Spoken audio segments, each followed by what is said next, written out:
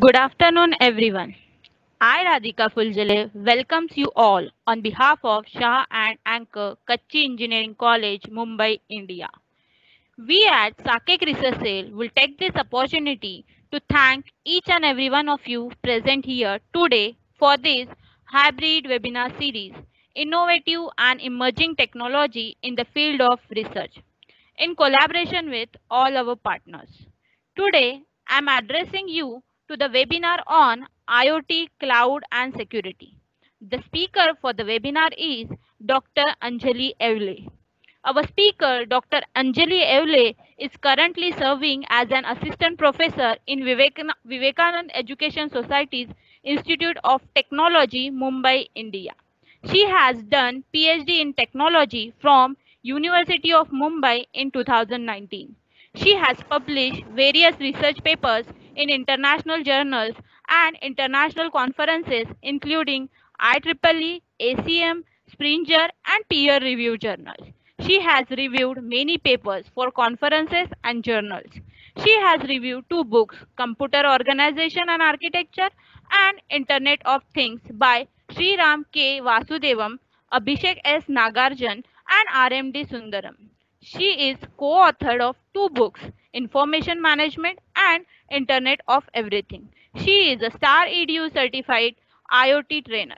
She has completed Microsoft certification for cryptography and system security and NPTEL certification for system security. Her area of interest are IoT, distributed computing, cloud computing, system security, and web technology. She has also delivered and conduct workshops, seminars, and expert talks. She has patented innovative ideas for her research work. Before handing over the session to our speaker, I would like to make some announcement to all my attendees that if you have any queries to our speaker throughout the session, you can ask via Q&A chat box. Now I hand over the session to our speaker, Dr. Anjali Evle. Ma'am, can you share your screen and start the session? Yes, give me a minute. I'll start my screen. Is my screen visible? No, ma'am.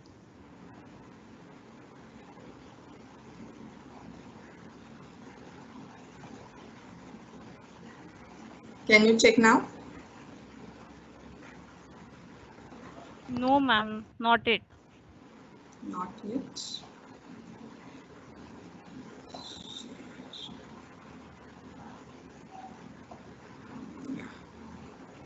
Is it fine now? Yes, ma'am. Thank you, Radhika, for such a wonderful introduction. Hello, everyone. Hope you all are safe and fine. Today, I'm going to discuss one topic, IoT, cloud and security. I'm going to keep this as simple, as general as possible. The way I have mentioned it in my title, it's simply IoT, cloud and security. This topic I have broken down into four subsections. My first section is why we need cloud for IoT. Second, before going for IoT cloud, how to work with IoT networks. Then which all are different types of IoT clouds available in the market so that we can make use of those clouds. And the fourth one, but equally important, which is how to secure our IoT network. So let us start with our session. My first point was like as why we need IoT cloud. So there is one sample project, or you can say a concept, which I have kept in front of you. First diagram shows you it's as IoT smart home, and second diagram is taking you towards IoT for smart buildings. So this IoT smart home, what it is saying is I can switch on and off my lights using any web application or mobile application. Not only that, I can switch on and off my TV. I can switch on, switch off my AC. Not only that, but I can even control my refrigerator. When I say even I can control my refrigerator, that time it comes if there is a less milk in my refrigerator will itself going to put a request to my shopkeeper saying that deliver 2 liters दूध here at so and so address. But if while placing this address, if your refrigerator is asking you for a credit card number, it's an alert for you. For purchasing 2-liter milk, nobody will ask for the credit card number. So security comes here in a picture. But whatever is displayed here in IoT smart home, nothing is new into it. We all are already doing that stuff. But when you say this IoT smart buildings, few of the buildings, they are really IoT enabled. When this entire building is IoT enabled, there important comes one concept, that is HVAC. This HVAC stands for heating, ventilation and air conditioner. So everything should be managed through IoT devices. Security of building, having webcams placed everywhere, sending data. If someone finds any intruder is coming into a building, immediately alarm to be generated. So that becomes a security feature. Lighting, whether the staircase light should be on, whether they should be off, passage area lights. Then if building has a clubhouse, then the lighting system of clubhouse, everything should be managed remotely. That is via simply a mobile. That is via simply a mobile screen. Then energy management also can be possible. Solar energy can be generated, that solar energy can be redirected. These all things are possible when we are there in the era of IoT. But think of the huge number of sensors those they are going to place, and those huge number of sensors, they are going to generate a huge amount of data. Where is the storage? How to handle that huge amount of data, how to handle those huge amount of devices, IoT enabled devices? Answer lies, we require IoT cloud. Now there is one more example I have taken. Highways. We have smart highways. They monitor speed of a car. If that car speed is going above some particular limit, it immediately sends a message to a driver. But near future, these highways are going to be smart. In this sense, lighting system of these highways will be automated. All signal systems will be automated. Signal system saying that depending upon how many people are waiting on that signal, duration of the signal light will be changed so that traffic can be regulated very well. Not only speed, not only lightning system, but they can have, suppose if there is a snowfall and there is a snow on the road, that time it becomes difficult to go away with that road. So there can be placed some hot water therapy or some electric plate which will be melting that snow and the road will be again clear. It is possible. It is possible, and it is possible with the help of IoTs only.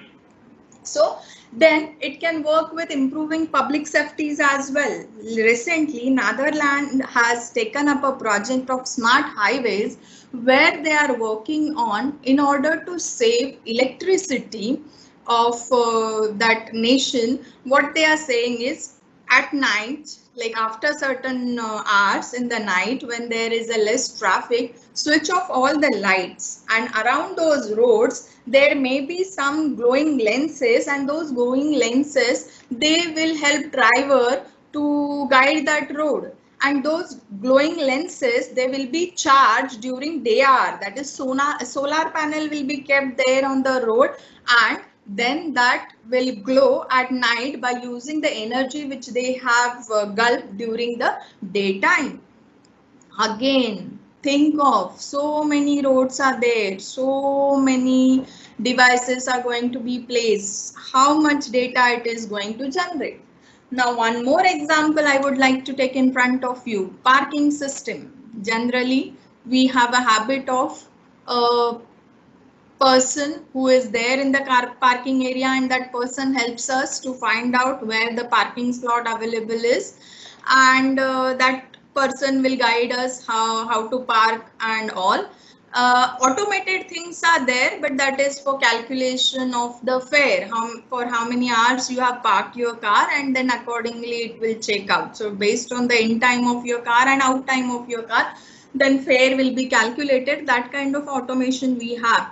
But when we say it is IoT enabled smart parking, in this diagram you can clearly see there is a new parking sensor available.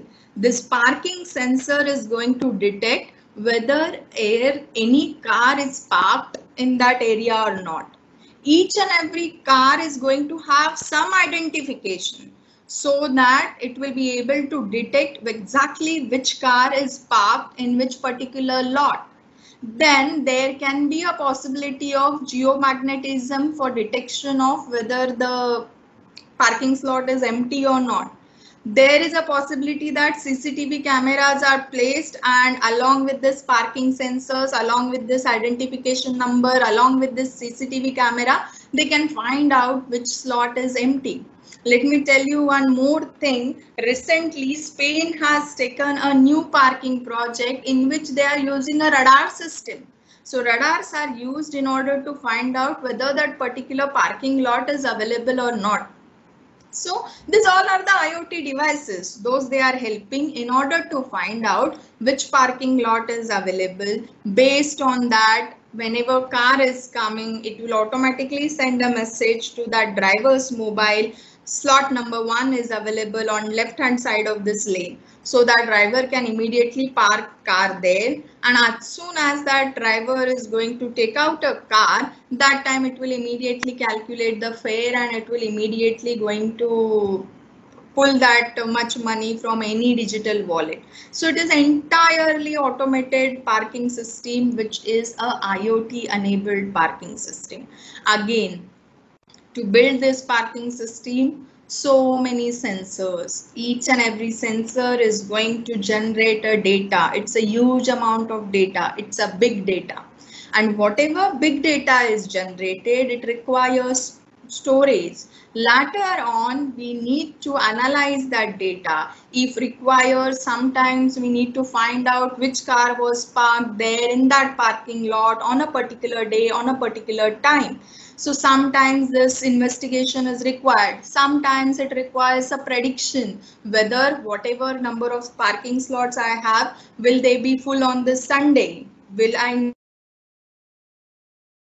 need to have some other arrangement for the parking slot? So all these things are coming along with this. Again, the thing comes, data generated. It's a huge data. Data requires analysis. Definitely solution present is store that data on cloud, start analyzing on cloud. But fine, data storage will be done on cloud, but to analyze that data required multiple processors. Sometimes 2 processors will be enough, sometimes 8 processors will be required. Whether that industry or that parking, whatever company who is managing that parking slot, do they need to buy this many number of servers? No, cloud is there. Cloud can rent them servers as well. So everywhere, whenever the cloud comes into a picture, and that too for the bigger project, when it is generating huge data, required is cloud.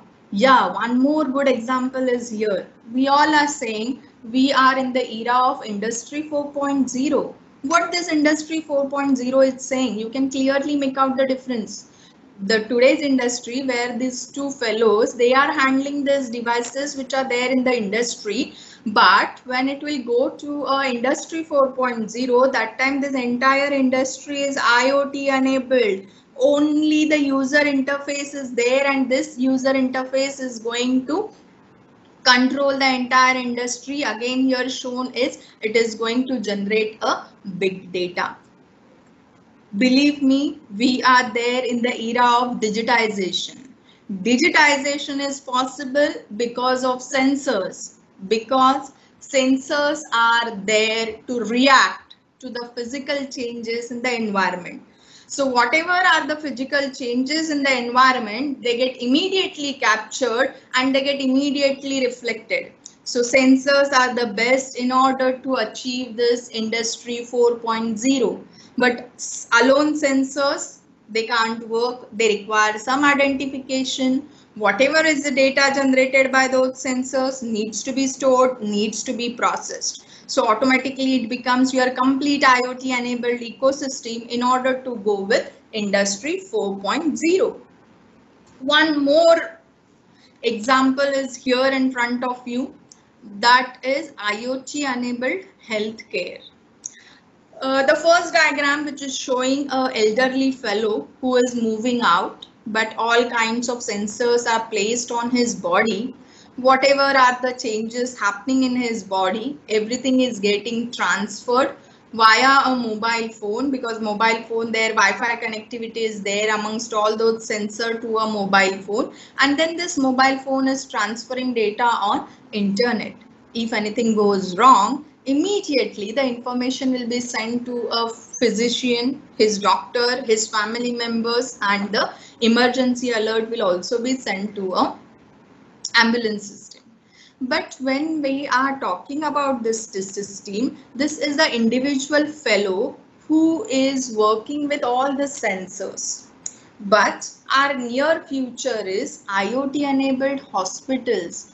When I say it is IoT enabled hospital, IoT is required for patients, IoT is required for doctors, IoT is required for the admin helps, IoT is required maybe for the insurance company as well. When I say admin requires IoT, let me give you one example here. A hospital has 10 ventilators and they want to find out, suppose, where the ventilator number 10 is kept. Generally, they will ask a ward boy to move around all the rooms to find out where that ventilator has been kept. But think of, if it is a IoT enabled, if it has some identification, let us say RFID or something is placed on it, if simply one command is thrown that wherever there is a reader, that RFID reader will capture that particular RFID code and will immediately send a message, this ventilator is present on this room. So much of manpower will get saved. And then to keep a track of all the medicines available there in the hospital, the which batch of medicines they are like needs to be consumed in near future, which batch of medicines they are recently purchased, those they can be kept away for some time. So this all kind of calculation analysis can be done easily when we make entire system, entire healthcare system as a IoT enabled. Now, whatever is given here in the first diagram, which is IoT enabled device for the personal use, we all are using these devices. We have Fitbits for us. Our Fitbits are Bluetooth enabled. They send some information on our mobile. If any WhatsApp message comes or any call comes, we immediately get an intimation to our Fitbits. So, managing it for the individual entity, it's totally a different concept. But when we want entire organization to be IoT enabled, network of the sensors needs to be designed. One more thing is which sensor is working, which sensor is down, after how many days sensor should get replaced. All those kind of predictions also needs to be done. So again, solution is IoT Cloud going to help with this entire project. So whatever I have discussed, everything is concluded in this diagram. Just give a quick look at it. Smart cities, smart hospitals, smart highways, smart factories. In the era of digitization, in the era of IoT, the entire system should be looking like everything is smart.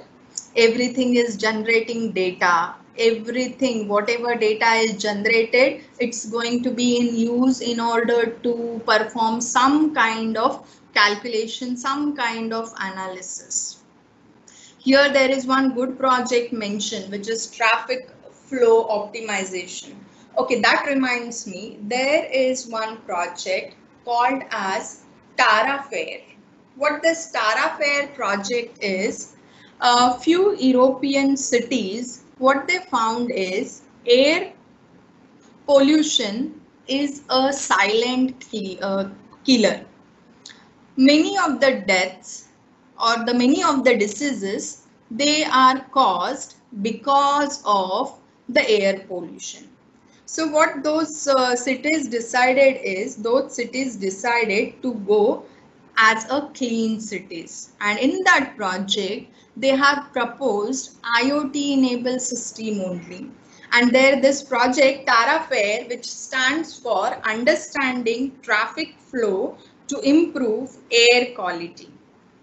So in their first step, they have selected few cities where they will work on this project. But on 17th June, there was one news that was saying that there is one city in Spain named as Santiago de Compostela. That city got a prize or the award of a clean city. And their entire system is developed on IoT. There, near Alaska, there was a natural gas leak, and that was somewhere in the middle of a sea. But because of some sensors away, 6 kilometers away, also offshore part, also that gas leak was detected. So these are the few good examples where few of the cities, they have already taken up this challenge and they are already using the system.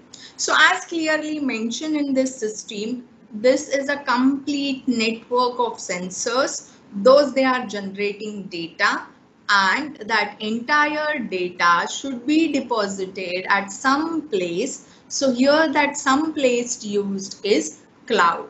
So that cloud can be as services, or that cloud can be a platform, because you already know when we say it's a cloud computing, it can be an infrastructure as a service, it can be a platform as a service, it can be a software as a service.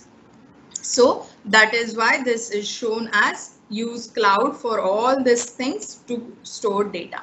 Now, if any business or if any industry which is working out on any project, let us say smart hospital, when they start working on that, they can't build this complete ecosystem on its own. Rather, they can build, but they will struggle because they require different expertise in order to construct this particular project.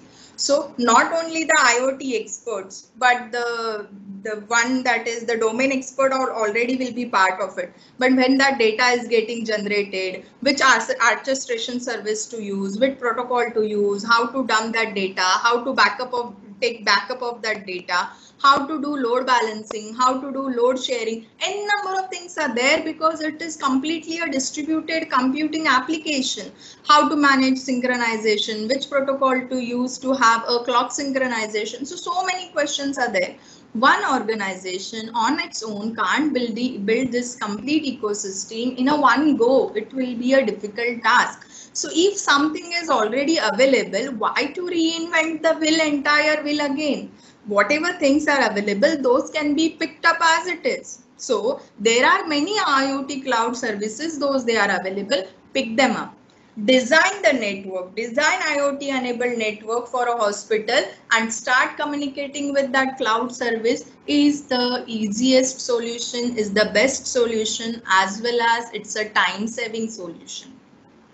And when we say in a cloud already something is available, some service is available, it is well tested. It is tested by someone is already using it. So some feedback has been already given and that system has been already improved. So that section now, as a developer of this smart hospital project, we should not be worried about.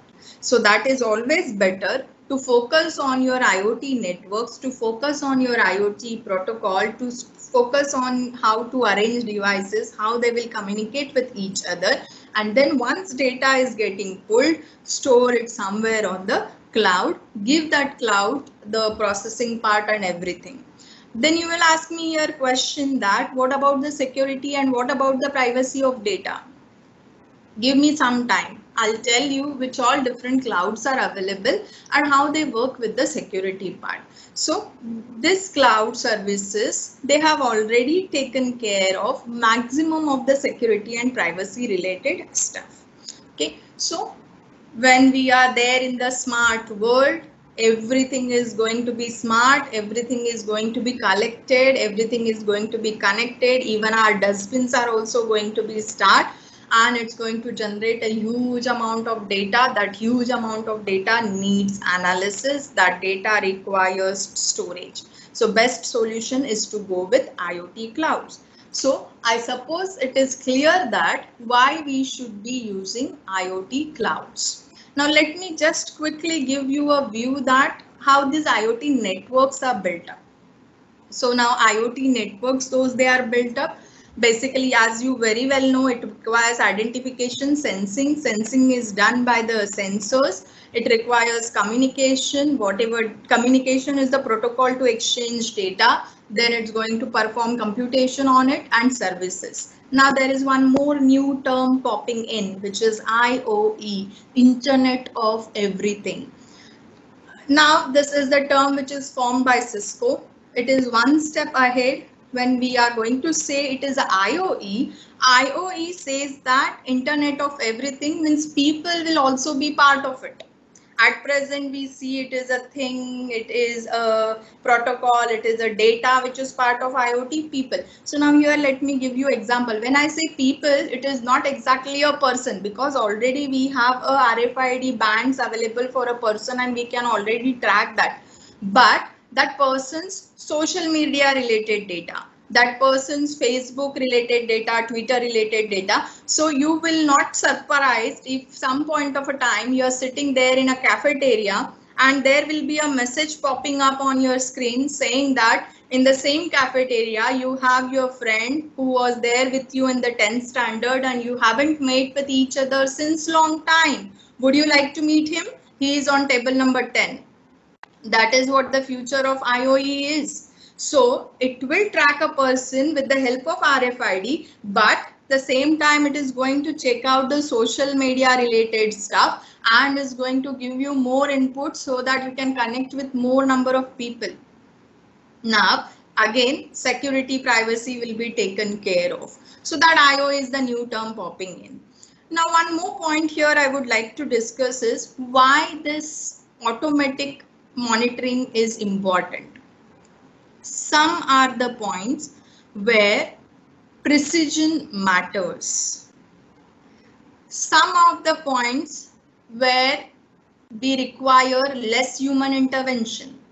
Let us take this COVID situation. In this COVID situation, the person who is COVID positive needs to be treated like if anyone comes in the contact, that disease get transferred immediately. So why not to have a robot based system in order to give him to the medicines? Yes, and it is already there. So these are the some point. If there is a boiler, a person cannot go near a boiler. Its temperature is too high. Can't operate anything related to boiler going near to it.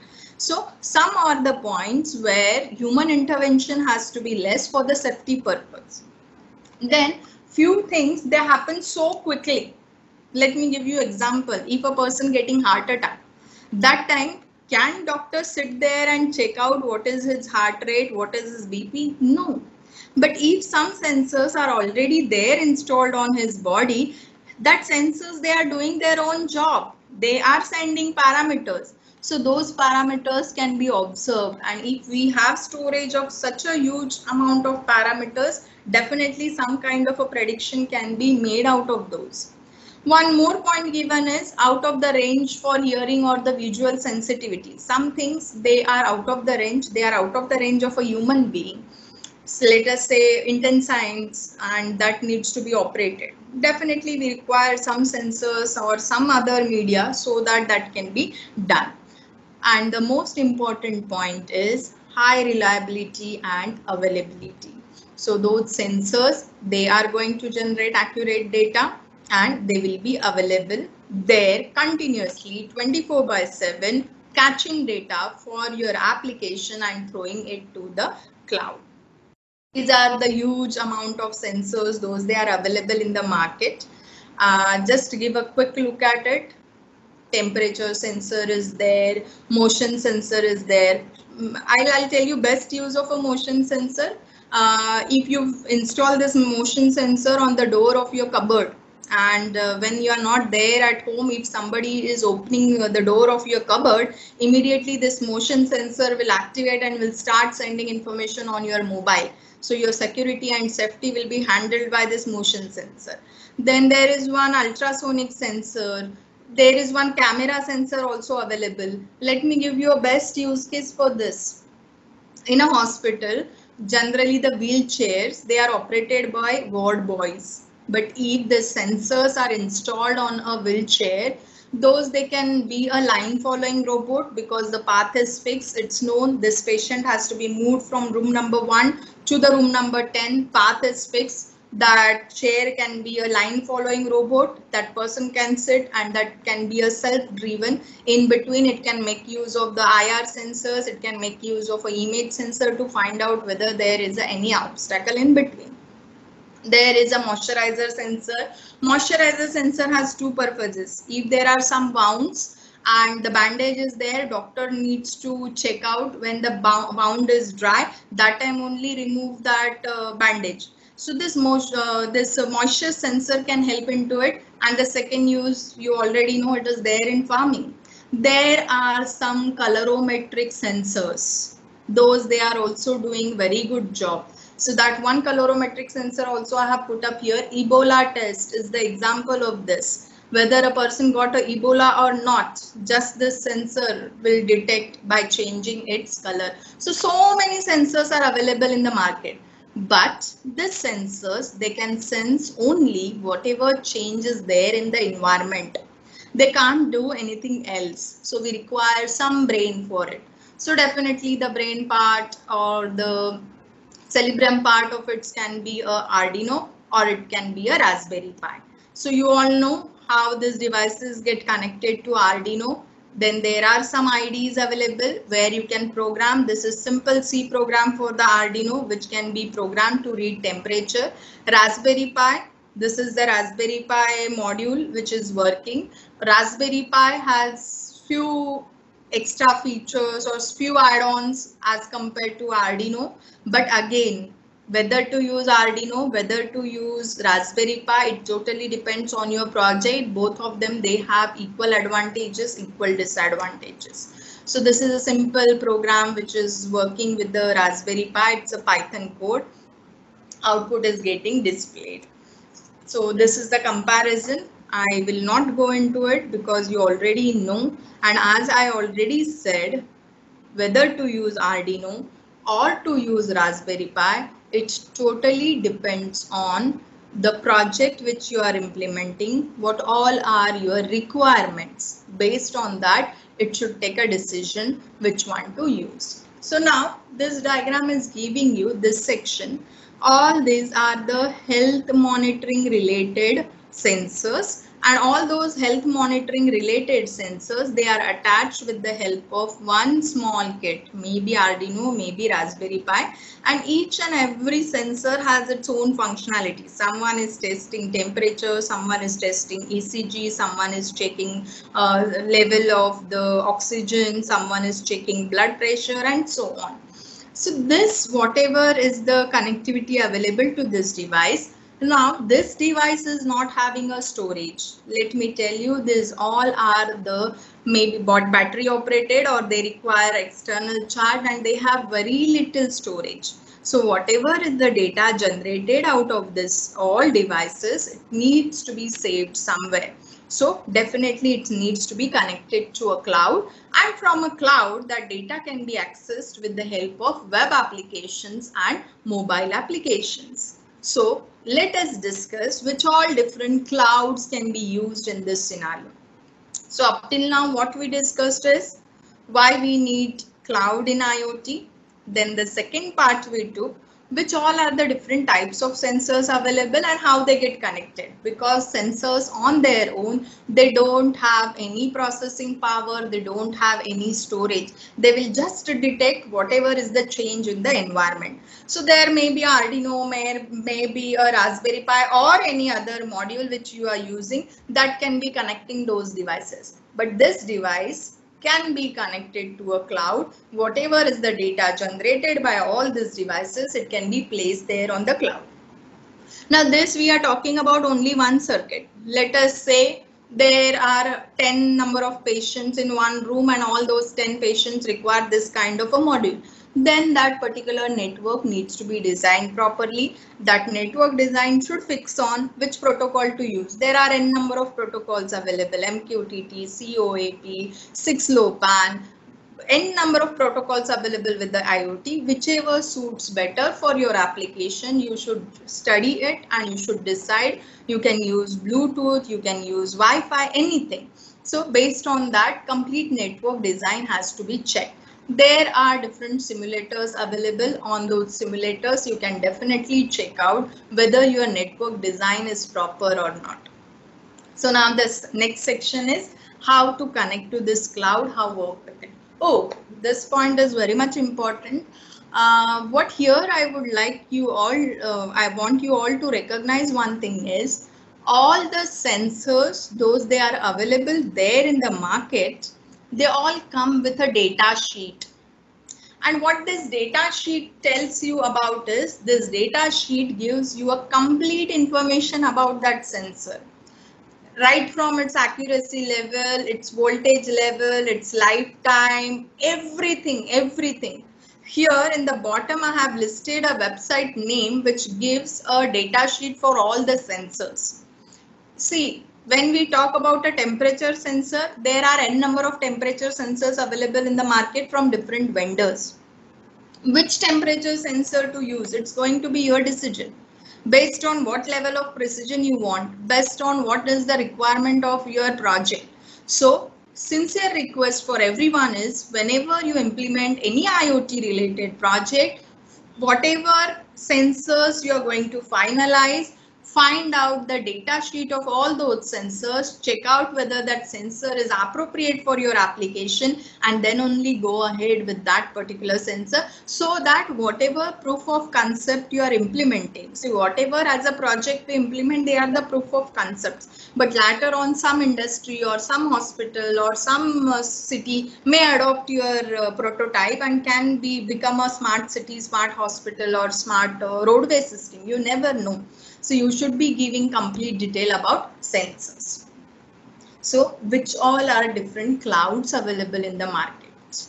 They are listed here: Arctic Cloud, Microsoft Azure, IoT, then Amazon Web Services IoT, IBM Watson IoT, Google Cloud IoT.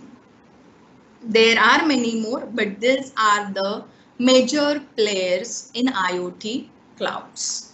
So just a quick recap, what cloud computing is. Cloud computing is a form of internet-based computing that provides shared computing resources and data to computers and other devices on demand.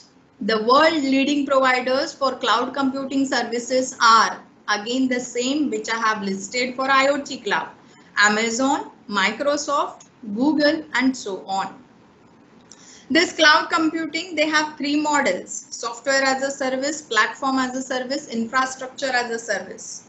When I say infrastructure as a service, it is going to provide me virtual machine, server, storage, load balancer, network, everything.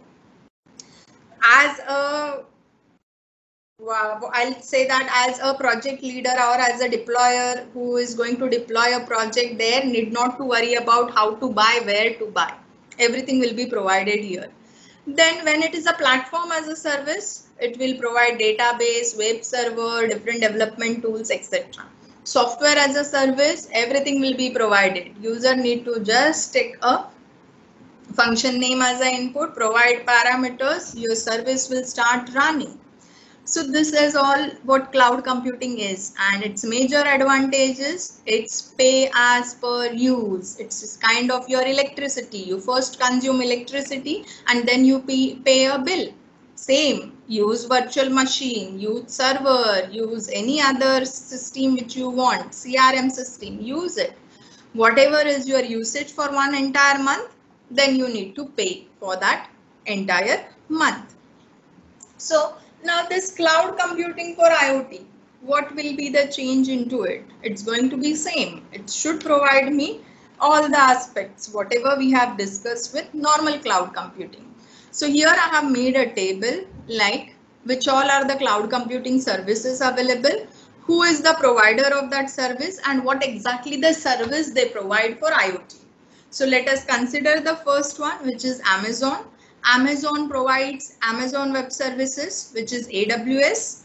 And when you particularly talk about IoT, AWS IoT is the service provided by them.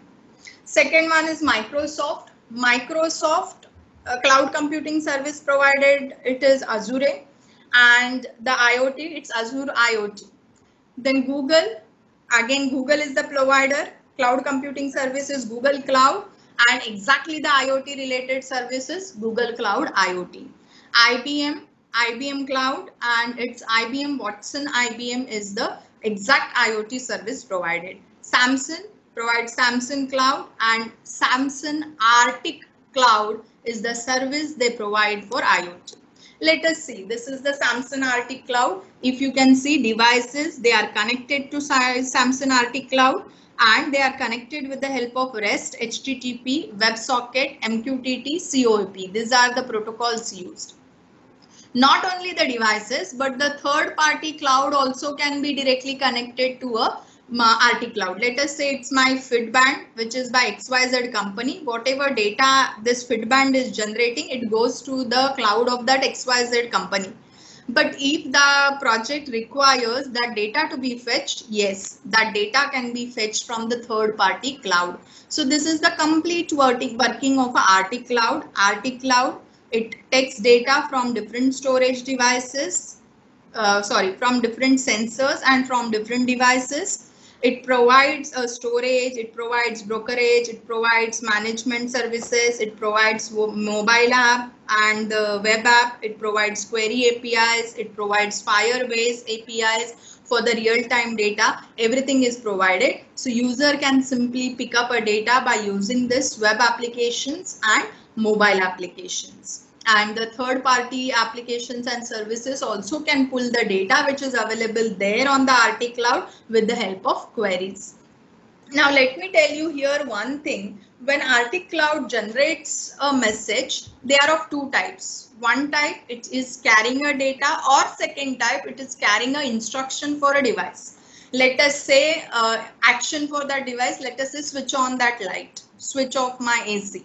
So actions, everything is carried away as a message. It's a message passing service, and each and every message has a metadata. Metadata because it should give a more information about a data. So that metadata may be kind of, it is a kind of ID of a device, user ID and application ID. So when user is getting created on a cloud, it gets user ID. When the application is getting created, it gets application ID. And when device is getting created, it gets device ID. So uniquely that particular device and its related information can be tracked.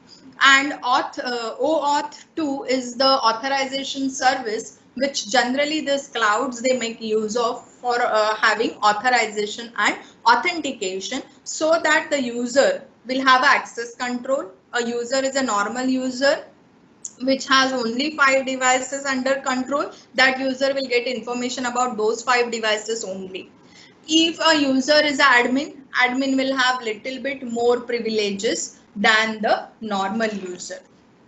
So this is what the Arctic Cloud does. Arctic Cloud official website is arctic.cloud.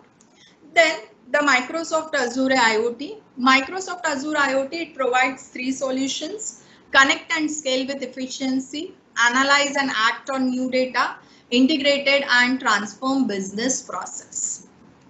Under the first scale, it has pre-configured solutions so that remote monitoring can be done, predictive maintenance of devices can be done. It can predict which device can fail when. Then SDK, and because of this SDK, any programming language you can use in order to program the devices, those they are connected to Microsoft Azure Cloud. Now, one thing, let me clarify here because I was confused. There sometimes comes a word Windows IoT, and sometimes it comes a word which is like Microsoft Azure IoT, or sometimes it comes Windows Azure. Let me tell you, initially they started it as a Windows Azure IoT, which was in 2010, and in 2014 it got renamed to Microsoft. So both the things are same. So here we were there that SDK, because of SDK, it allows us use any programming language, use any operating system, use any platform, that is nothing but the operating system. It will allow you to connect the devices. And Connect Control, it has a Azure IoT Hub. This Azure IoT Hub provides scalability, two-way communication, device health telemetry. In fact, the sensors, those they are working, what is the health condition of those sensors, that is also predicted here. And it supports multiple protocols. So this event processing, in event processing, it performs stream analysis, and it has a rule and alarms using SQL injection. So it's simply a SQL query written. If this happens, do this. So that is the way it triggers alarms. Then definitely it requires some predictive analysis because a huge amount of data getting generated. So Azure ML will help there. They have drag and drop algorithms there, and the ML API services will provide them. Data visualization, Power BI visualization is used in order to visualize data. This section I'll discuss in the next slide in detail. And then integrated and transform business processes. It has workflow integration and push and broadcast notifications. So when I say it's Azure IoT Hub, this is the complete picture. Data, it's a continuous streaming data. It comes here, it's get gulped into the Azure machine learning services. It performs some operation on it. Whatever is the outcome, it comes again here. With the help of Power BI, different kind of graph can be generated. So the one use case given is Roller Sense. This is the company which is manufacturing of an aeroplane, and they are using this system in order to check health of their 13,000 engines around the world. This Azure IoT platform they use to monitor those many engines and what is their status. And this is one electrical company. They also use Azure IoT suite in order to monitor, manage installation in remote location to optimize their solar power plant work, and to check out the home requirements and everything. So they have their sensors plotted, whatever data generated, its analysis, everything is done on Azure IoT platform. One more company, this company works with cutting tools and services to the metal cutting industry. They are also using Azure IoT Cloud, and their complete supply chain management is based on this, whatever prediction is done by Azure IoT Cloud. So the next was there in the list, which is Amazon Web Services IoT. Amazon Web Services IoT has this device gateway, which is the heart of this system. Then it talks about the authentication and authorization. Whatever is the data collected by this device gateway, it goes to this rule engine. Again, I'll repeat here, rule engine is nothing but a SQL based language which performs certain decisions just based on whatever input is coming. So if this happens, do this. Then it has a device registry. Whenever the things becomes a part of a network, those needs to be registered. And the device shadow. Device shadow is the JSON file which always maintains the current status of a device. Let us say my bedroom light is attached with this device. Whether the device is on or that device is off, that is the current status of that device. That will be stored in the form of a JSON file here in the device shadow. So these are the 5 major parts there: gateway devices, rule engine, authentication authorization, device registry, and device shadow. This authentication and authorization module is going to work for access control. It's going to authenticate a user, and only authorized user is going to work with this system. So as I have discussed up till now, 3 different cloud-based IoT services. Everywhere you find that this module is there, which is taking care of a security. Now, if you see this device SDK, AWS IoT API, and applications, these are the 3 interfaces available with which devices can communicate with this IoT services. When it is saying that it is a device SDK, it can be a program in any language. When it is saying that it is a AWS IoT API, it can be a certificate, it can be rules, it can be policies with which this can communicate here. And when it is saying it's an application, it can be a simple command line interface with the help of Windows operating system or a Unix operating system with which they can interface with this AWS IoT. And these are the services those they are coming out. That is Amazon S3, which is simple storage service, DynamoDB for the data storage, then Lambda for processing different machine related operation. So this is all about the Amazon Web Services IoT. Let me remind you one thing. Amazon is already a cloud service provider. Only it has a new facility into it, which is Amazon IoT. Enel is an Italian company which is using this particular platform, Amazon Web Service IoT platform, in order to monitor their energy management, and they could achieve a cost saving, they could achieve a cost reduction, prediction time is also reduced. This is an iRobot, which is a vacuum cleaning robot. There are 15 million users across world for this robot. And this robot has an interface which is a mobile based interface. So whatever data is generated by this robot, everything gets stored there on the AWS IoT. Next platform which I would like to discuss here is IBM Watson. IBM Watson basically works on IBM Bluemix cloud platform. So you all very well know what IBM Bluemix platform is. So basically this IBM Watson platform, if you could see clearly, it works here with the Bluemix. It has 4 functionalities into it: connect, information management, analytics, and risk management. Connection part, let me tell you, in all the clouds, protocol used for connection, it is MQTT COAP or the REST based WebSocket. So always everywhere it is kind of publisher subscriber model. So that is used for connecting a device to a cloud. Whatever information is coming, risk management will take care of everything, right from its security to construction of different policies. They have blockchaining also implemented into it. And the analytics part, definitely the huge amount of data getting generated. It's a big data. Big data needs analytics. Machine learning, AI algorithms should be run on it in order to take out further conclusions. So Kone is the well-known elevator system. They make use of IBM Watson IoT cloud in order to stay connected with their all the elevators. Yeah, then the French company, which is a railway company, it has 13.5 million passengers. It has 30,000 kilometer track, running 15,000 trains and 3,000 stations. They gather their real-time information and they store it on IBM Watson IoT platform in order to analyze it. The next one is the Google Cloud IoT.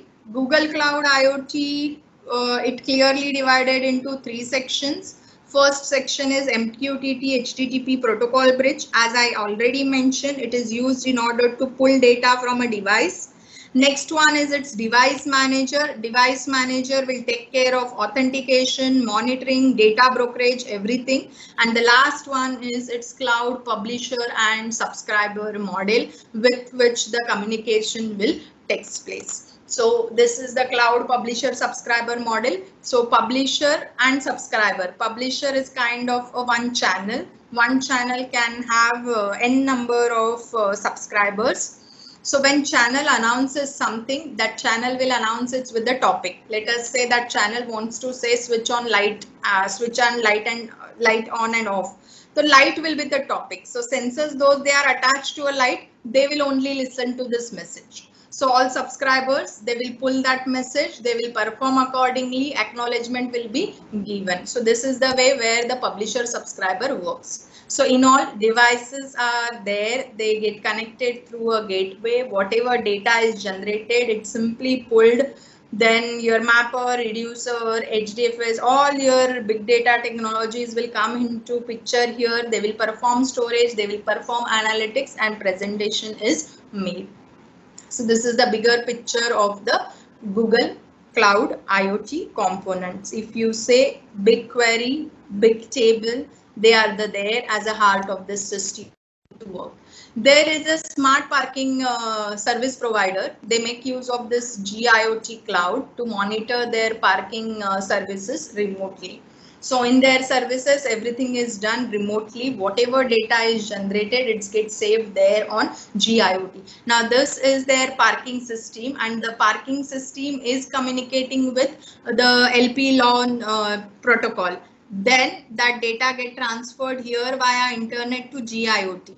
And then the subscriber, the user will get an input on the mobile or on the panel which is fixed on into a car from this service provider, which is analyzing data and sending them. Then Energy Rocks, they also make use of Google Cloud. So I started with why we need IoT cloud. Then we came to what all are the sensors, how they are connected. Then we have seen how they are connected, and then we discussed few case studies and few cloud service providers, those they provide services for IoT. The Odin technology, yeah, they are truly into manufacturing analytics. That is Industry 4.0. So now the next topic for discussion, which is security and privacy of IoT. Just give a quick look at all this news, those they are there on in different news channels. One is saying some insulin pumps vulnerable to hackers. Okay, let me tell you, insulin pumps, they are the IoT enabled insulin pumps. Those they are installed on a patient's body. Insulin is pre-filled into it, and whenever there is the appropriate time, that time they start injecting insulin in patient's body. Earlier, the patients, they used to take insulin on their own. Now they did not to worry what time it is, automatically it will be injected into their body. Pacemaker is there to manage rhythm of a heart, and those pacemakers are also few of them, they are IoT enabled. Few hackers, they have hacked this pacemaker, this insulin pumps. If they can hack the healthcare related thing, they can hack anything. So there are few challenges in adoption of IoT. The one challenge is security concern, and the second top challenge is privacy. So always security and privacy of IoT devices should be taken care of. There is an open web application security project which generates top 10 vulnerabilities in web application domain, in mobile application domain, and in IoT domain. The list which I have produced in front of you, it's for this year, this is for 2018, and all they are the IoT related vulnerabilities.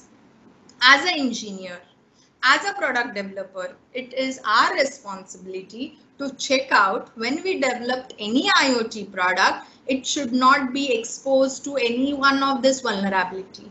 And it's a big research domain which is open. Firewall for IoT devices, IDS for IoT devices. Then let me tell you the network protocol, those they are working, how encryption, how decryption should work, because all these IoT devices, they are having less capability to store, plus their processing power is also less. So if we load a huge heavy program on it, it will drain immediately, and so all those things needs to be taken care of. Interoperability has to be there. So there are many things available here to work on it. Let me tell you one more thing. Cloud side of security, all cloud service providers, they are working on it. They are providing security to you if you are using their services. But device security is users end.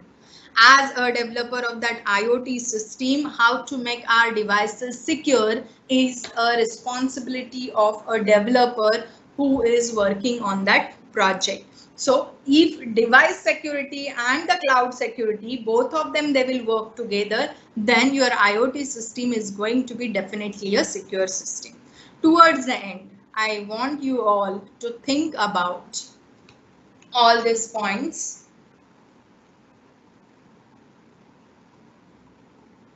How to design low-cost IoT devices, how to model IoT devices for smart cities, smart hospitals, smart parking without changing existing infrastructure much.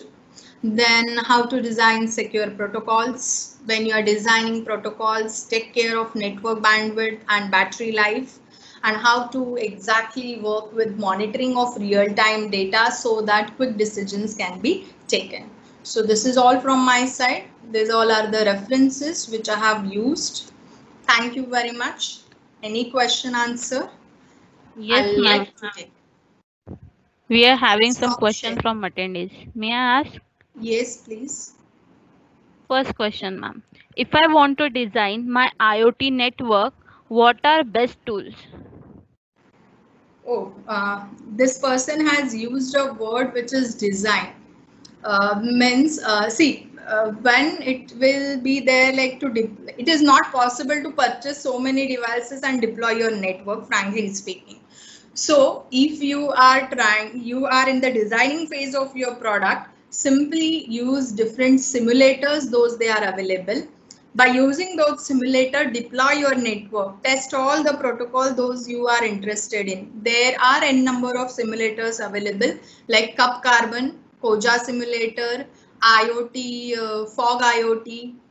Nowadays, edge computing is also growing up along with this IoT. So that also has different kind of protocols available. So better way is to simulate your network first. Use different kind of simulator. Once you satisfy with the result, then go on implementation of your network. Thank you, ma'am. Next question. What is your opinion about use of ThingSpeak? Yeah, actually nowhere I have mentioned it in my PPT. Yeah, this ThingSpeak is also one good platform which allows you to do analysis. It is for analysis, and it is a platform. So it is not a complete cloud service. It is a platform as a service which is providing you a platform in order to analyze your data. But when we look about a bigger project, the picture is bigger. We require a cloud, we require so many services, we require load sharing, we require load balancing. But always for the small projects, ThingSpeak is very good platform with which we can connect our IoT devices and we can work on it. Yeah, one more point I would like to point here. All the cloud service providers which I have listed in this presentation, all of them, they provide you free trial period. So just open your account there. You will have everything available there. It's a drag and drop facility. Then you can immediately generate button and you can work out with everything easily. Each and every service provider service free trial account.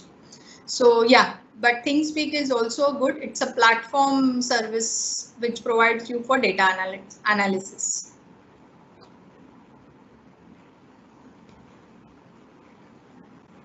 Ma'am, next question from the attendees. What is the scope of IoT for countries' defense-related equipment? Yeah, there is a huge scope available for the country. See, there's like I had one project is working on it. Like when this your drones and all are working. So the drones, then how to capture a data, what about the security of those drones? There are huge number of projects those they are going on.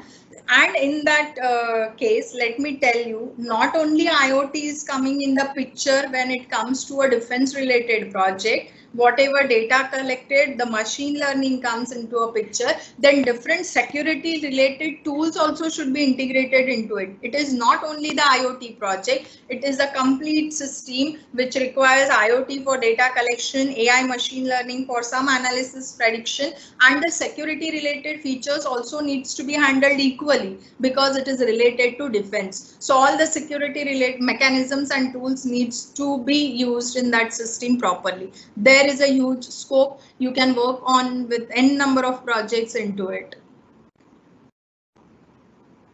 Ma'am, one more question from attendees. Is hacking of IoT devices possible? Yes, it is possible. The person who is interested, I think like you are asking this question from the positive side because you want to protect your devices, isn't it?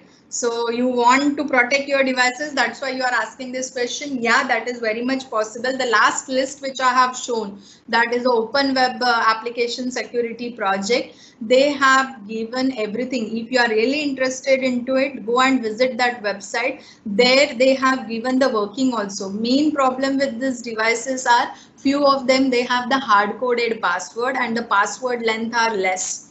So that is the only point. If you are developing any IoT product, you should be taking care of this kind of vulnerabilities are not present into your system. So this Open Web Application Security Project is working towards it in order to make your product secure. Go and visit that website. Everything there, they have given you a platform also. If you want to do hacking, you also can do the hacking there. You need just to have your own system, like your infrastructure set up over there, open your account and work with it.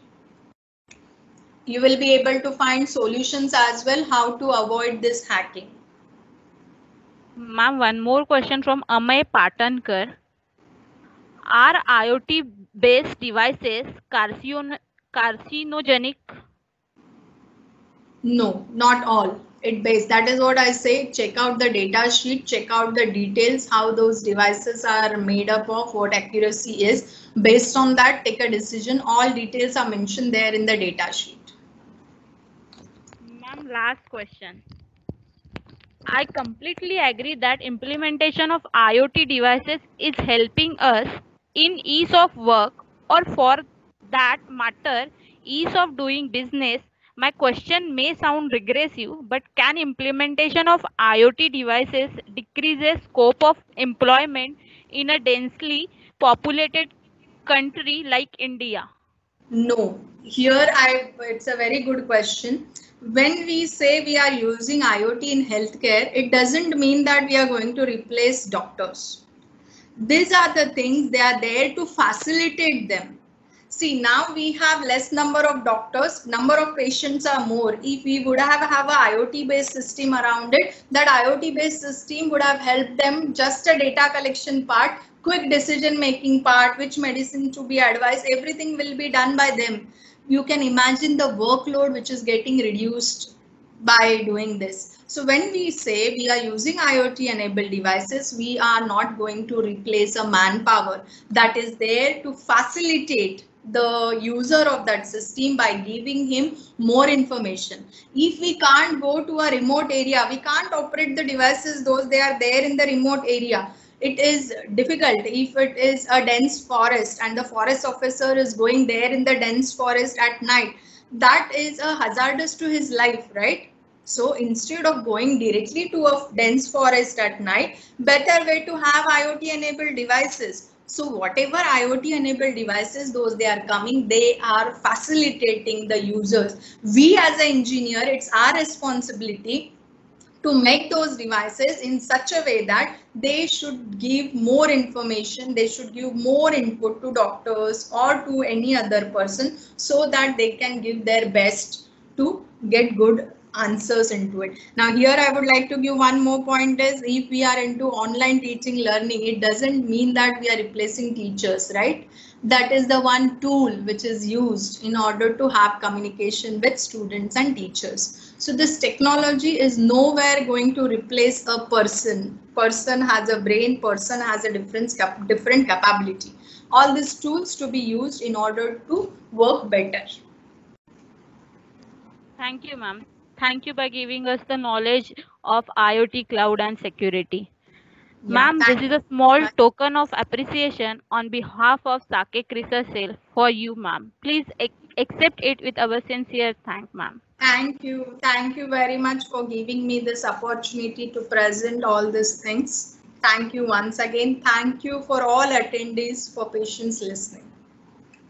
Thank you, ma'am.